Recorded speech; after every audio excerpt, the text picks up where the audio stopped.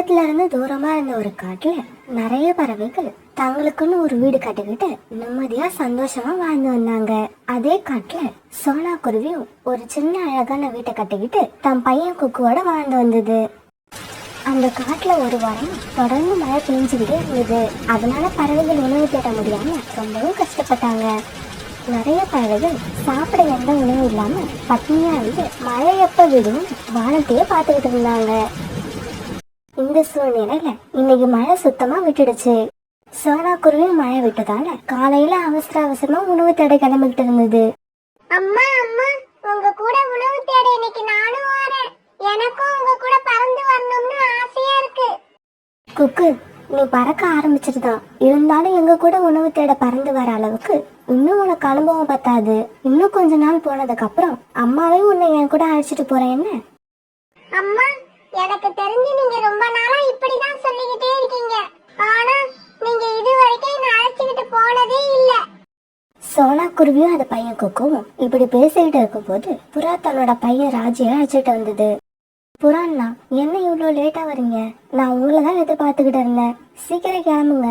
குக்கு நேற்று ராத்திரியில இருந்து எதுவுமே சாப்பிடல. ராஜி, நீ குக்கு கூட விளையாண்டுகிட்டு வீட்லயே இருக்கணும். வெளியில எங்கேயும் போக கூடாது. அதை விட முக்கியம், நீயும் குக்குவும் சண்டை போட்டுக்க கூடாது. புறா அங்கிள், நீங்க கவலைப்படாம போயிட்டு வாங்க. ராஜியை நான் பத்திரமா பாத்துக்கிறேன். குக்கு இப்படி சொல்ல பிறகு சோனா குருவியும் புறாவும் உணவு தேடத்துக்காக வெளியில பறந்து போனாங்க. காகமே, நீ என்னோட நீண்ட நாள் நண்பன் தான். இருந்தாலும் என்ன பண்றது, நான் மாமிசம் சாப்பிட்டே ரொம்ப நாள் ஆகுது. என்னால ஆசையை அடக்க முடியல. கழுகக்கா, ரொம்ப நாள் கழிச்சு மாமிசம் சாப்பிடுற நீங்க போயும் ஒரு காகத்தோட கறியவா சாப்பிடணும்? என்ன விட்டுருங்க. அப்படி விட்டுட்டீங்கன்னா உங்களுக்கு நல்ல ருசியான மாமிசம் உள்ள பறவைகளை உயிரோட இங்க அழைச்சுக்கிட்டு வருவேன். காகமே, உன்னோட யோசனை நல்லாதான் இருக்கு. இருந்தாலும் உன்னோட பேச்ச நம்புறதுக்கு தான் கஷ்டமா இருக்கு. இப்படி சொல்லிட்டு வெளியே போற நீ திரும்பி வரலன்னா நான் என்ன பண்றது? கழுகக்கா, என்னோட பேச்ச நம்புங்க. தயவு செஞ்சு என்ன உயிரோட விட்டுருங்க. நீங்க அறிமுகம் இல்லாத பறவை கிட்ட பேசுற மாதிரி என்கிட்ட பேசுறீங்க. என்னோட வீடு தான் உங்களுக்கு தெரியுமே. ஒரு கால் நான் திரும்பி வரலன்னா நேரா என்னோட வீட்டுக்கு வந்து என்ன கொண்டு தின்னுடுங்க. காலுக்காக இப்படி சொன்ன உடனே கழுகக்கா காலுக்காகத்தை விடுதலை பண்ணுச்சு. இங்க பாரு காகமே, உன் பேச்ச நம்பி உன்னை விடுதலை பண்ணிருக்க. சாயங்காலத்துக்குள்ள எனக்கு உணவா உயிரோட ஏதாவது ஒரு பறவைய கொண்டு வரல, இன்னைக்கு ராத்திரி நான் உன்னோட வீட்டுல இருப்பேன். ஞாபகம் வச்சுக்கோ. கழுகக்கா, என்ன உயிரோட விட்டதுக்கு ரொம்பவும் நன்றி. அதே மாதிரி உங்ககிட்ட சொன்ன மாதிரியே இன்னைக்கு சாயங்காலத்துக்குள்ள ஏதோ ஒரு பறவையோடு நான் இங்க வரேன். ஆனா ஒரு விஷயம், நான் திரும்பி வர்ற வரைக்கும் நீங்க ஏதாவது ஒரு மரத்துக்கு பின்னால போய் மறைஞ்சு உக்காருங்க. நான் பறவைகளை அழைச்சிக்கிட்டு குகைக்குள்ள போனதுக்கு அப்புறமா நீங்க உள்ள வாங்க. ஏன்னா பறவைகள் உங்களை முதல்லயே பாத்துட்டா பயந்து போய் ஓடிடுவாங்க. இப்படி சொன்ன காலுக்காக அந்த குகையோட ஓரத்துல இருந்த பழங்களை பார்த்தது. உடனே காலுக்காகத்தோட மூளை ரொம்பவும் வேகமா யோசிச்சுது. கழுகக்கா, இங்க இருக்கிற பழங்கள்ல கொஞ்சத்தை எனக்கு எடுத்துக்கிட்டு போறதுக்கு அனுமதி கொடுங்க. அப்பதான் உங்களுக்கு உணவா பறவைகளை என்னால சீக்கிரமா கொண்டு வர முடியும். அப்படியா? உனக்கு இந்த பழங்கள் வேணும்னா எடுத்துக்கிட்டு போ. பறவைகளோட மாமிசத்தை சாப்பிட போற எனக்கு இந்த பழங்கள் தேவையில்லை.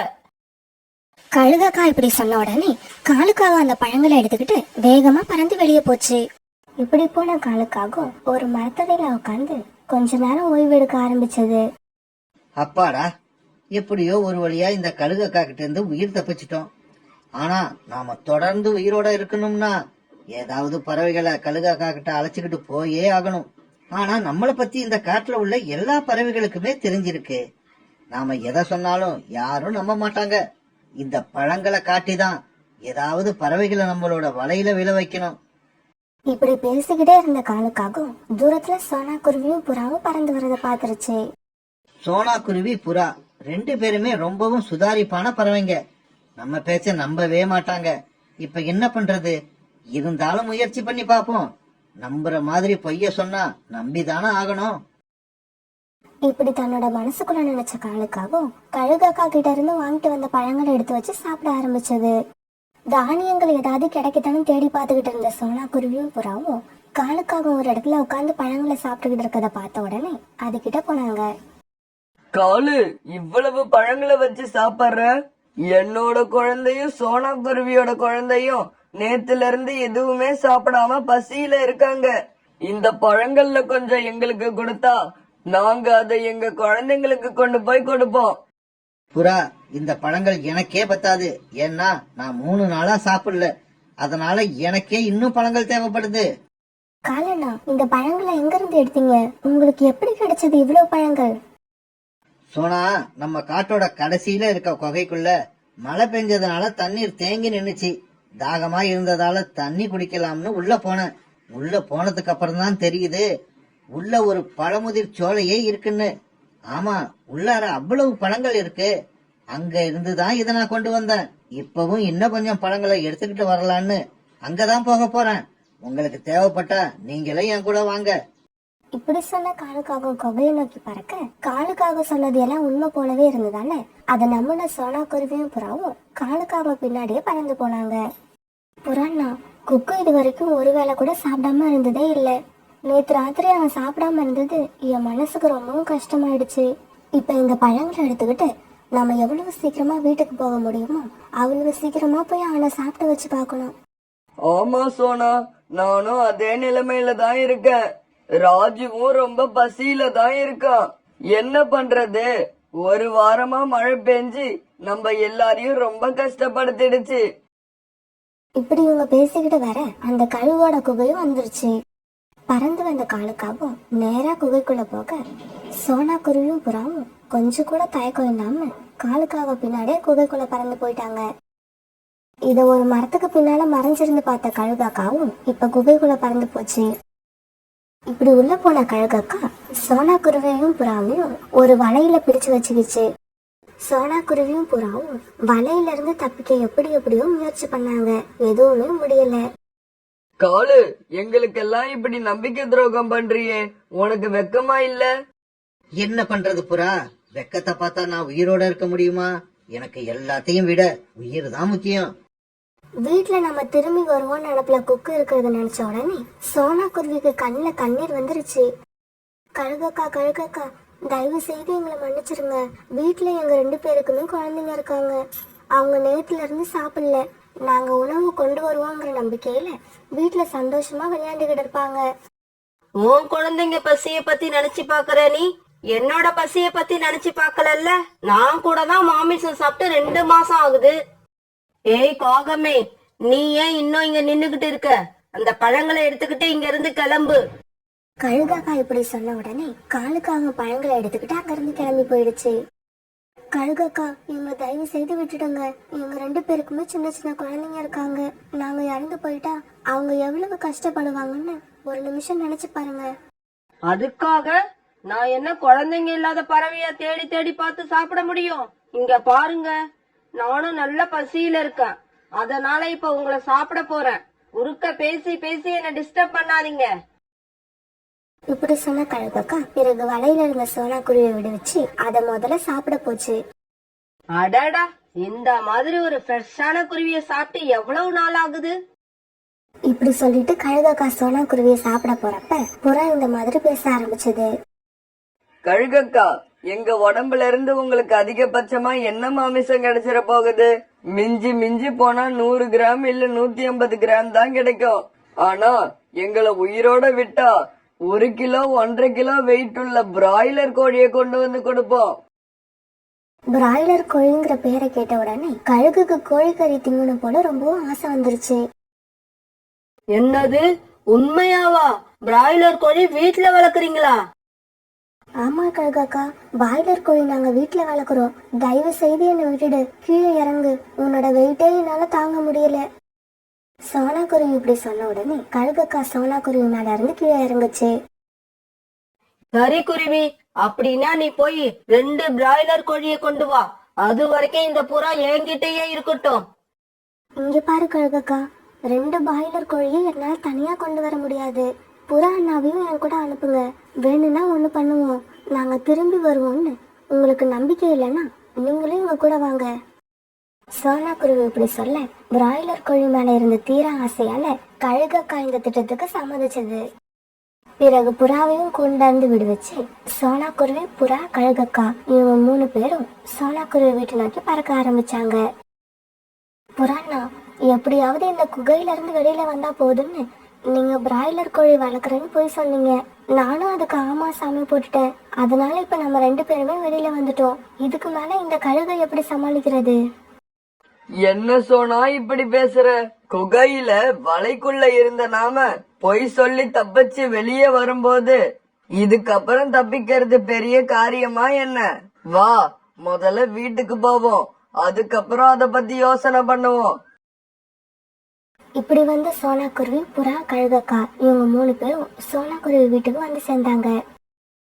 கழுகக்கா, நீங்க வெளியிலேயே இருங்க. வீட்டுக்குள்ள எங்களோட குழந்தைங்க இருக்காங்க. அவங்க உங்களை பார்த்தா பயந்து போய் அங்கேயும் இங்கேயும் ஓடுவாங்க. அவங்க அப்படி ஓடுனாங்கன்னா பிராய்லர் கோழிய பிடிச்சு வெளியில கொண்டு வர்றது கஷ்டமாயிடும். இவ்வளவு தூரம் பொறுமையா இருந்தனா இன்னும் கொஞ்ச நேரம் பொறுமையா இருக்க மாட்டேனா? நான் வெளியிலேயே இருக்கேன். சீக்கிரமா பிராய்லர் கோழியை பிடிச்சு கொண்டு வாங்க. ஆனா 2 கோழி கொண்டு வரணும், அத மறந்துடாதீங்க. கழுகக்கா, உங்களுக்கு 2 கோழி கொடுக்கணும். நாங்க கண்டிப்பா மறக்க மாட்டோம். இப்படி சொல்லிட்டு சோனா குருவியும் புறாவும் வீட்டுக்குள்ள போனாங்க. புறாண்ணா, இப்ப என்ன பண்றது? இன்னும் கொஞ்ச நேரத்துல நம்ம வெளியே போலனா கழுகக்கா கதவு உடைச்சிட்டு வீட்டுக்குள்ள வந்துரும். அப்படி கழுகு கதவை உடைச்சுக்கிட்டு வீட்டுக்குள்ள வர்றப்ப இந்த வீட்டுக்குள்ள யாருமே இருக்க மாட்டாங்க. ஏன்னா நாமெல்லாம் இப்ப இந்த ஜன்னல் வழியா வெளியில பறந்து போக போறோம். பசங்களா, சீக்கிரமா வாங்க. வாசல்ல நம்மள கொன்னு திங்கறதுக்காக ஒரு கழுகு நின்னுகிட்டு இருக்கு. அது கண்ணுல படாம நாம இந்த ஜன்னல் வழியா தப்பிச்சாகணும்.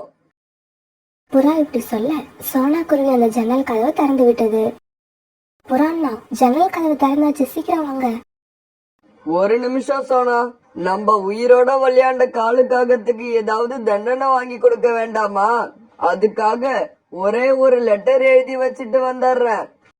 இப்படி சொன்ன புறா ஒரு காகிதத்துல ஏதோ எழுதி சோனா குருவியோட வீட்டுல வச்சது. பிறகு அவங்க 4 பேரும் ஜன்னல் வழியா வெளியில வந்து ரீட்டா கிளி வீட்டை நோக்கி பறந்து போனாங்க. இப்படி பறந்து போறப்ப குக்கு ராஜியும் சோனா குருவி புறாவோட வேகத்துக்கு ஈடு கொடுத்து பறந்து வந்தாங்க. இத பார்த்த சோனா குருவிக்கும் புறாவுக்கும் ரொம்பவும் சந்தோஷமா இருந்தது.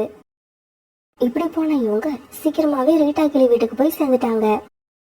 புறா ரீட்டா கிளி வீட்டு கதவை வேகமா தட்டுச்சு. ரீட்டா, சீக்கிரம் வந்து கதவை தர, எங்களோட உயிருக்கு ஆபத்து. என்ன இது புறா குரல் மாதிரி இருக்கு? ஏதோ ஆபத்துல இருக்குன்னு வேற சொல்லுது. பிறகு கதவு திறந்துகிட்டு ரீட்டா கிளி வீட்டை விட்டு வெளியே வந்தது. என்ன சோனா, புறா, என்னாச்சு உங்களுக்கு? ஏன் இவ்வளவு பதட்டமா இருக்கீங்க? ரீட்டா, எதுவா இருந்தாலும் வீட்டுக்குள்ள போய் பேசிக்கலாம், முதல்ல வீட்டுக்குள்ள போ. பிறகு எல்லாரும் ரீட்டா கிளியோட வீட்டுக்குள்ள போனாங்க.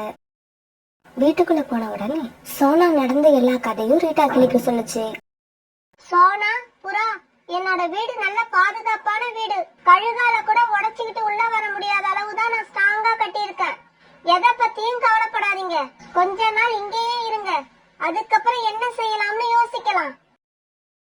இதே சமயத்துல ரொம்ப நேரம் ஆகியும் புறாவும் சோனா குருவியும் வெளியில வராதனால கோபமான கழுகு கதவை உடைச்சுக்கிட்டு உள்ள போச்சு. இப்படி உள்ள போன கழுகு உள்ள யாருமே இல்லாததை பார்த்து ஏமாற்றம் அடைஞ்சது. இப்படி கோபமான கழுகு புறா எழுதி வச்ச கடிதத்தை பார்த்துருச்சு. ஏய் முட்டாள் கழுகே, உன்ன மாதிரி ஒரு ஏமாளி கழுக நான் பார்த்ததே இல்ல. இது எல்லாமே நாங்க போட்ட நாடகம். இந்த நாடகத்தோட மாஸ்டர் பிரெயினே எங்க தலைவர் காலுக்காகத்தான். அவர் இருக்கிற வரைக்கும் நீ எங்களை எதுவும் பண்ண முடியாது. இந்த கடிதத்தை படிச்சுட்டு கோபமான கழுகு வேகமா பறந்து காலுக்காக வீட்டுக்கு போச்சு. கழுகு போனப்ப காலுக்காகவும் கோரிக்காகவும் கழுகு கிட்ட இருந்து எடுத்துட்டு வந்த பழங்களை சாப்பிட்டுக்கிட்டு இருந்தாங்க. காகமே, பழங்கள் நல்லா இனிப்பா இருக்கா? அத ஏன் கேக்குறீங்க கழுகக்கா? இப்படி ஒரு சுவையான பழத்தை நான் இது வரைக்கும் சாப்பிட்டதே இல்ல. அப்புறம் ஒரு புறாவையும் ஒரு குருவியையும் உங்ககிட்ட கொண்டு வந்து விட்டன. அதுல இருந்தே இந்த காகத்தோட மாஸ்டர் பிரெயின் என்னன்னு உங்களுக்கு தெரிஞ்சிருக்கும்னு நினைக்கிறேன். ஏய் காகமே, உன்னோட மாஸ்டர் பிரெயின் என்னன்னு எனக்கு கொஞ்ச நேரத்துக்கு முன்னாடிதான் தெரிஞ்சது. அதனாலதான் உன்னை பாராட்டிட்டு போகலாம்னு இங்க வந்தேன். இப்படி சொன்ன கழுகு காலுக்காக தன்னோட ஆத்திரம் தீர அடிக்க ஆரம்பிச்சது. இதை பார்த்த கோழிக்காகம் சாப்பிட்டுக்கிட்டு இருந்த ஆப்பிளோட வீட்டை விட்டு வெளியில வந்து உட்காருது. ரொம்ப நாளைக்கு அப்புறம் ஒரு பழம் சாப்பிடுறேன், அத கூட நிம்மதியா சாப்பிட முடியல.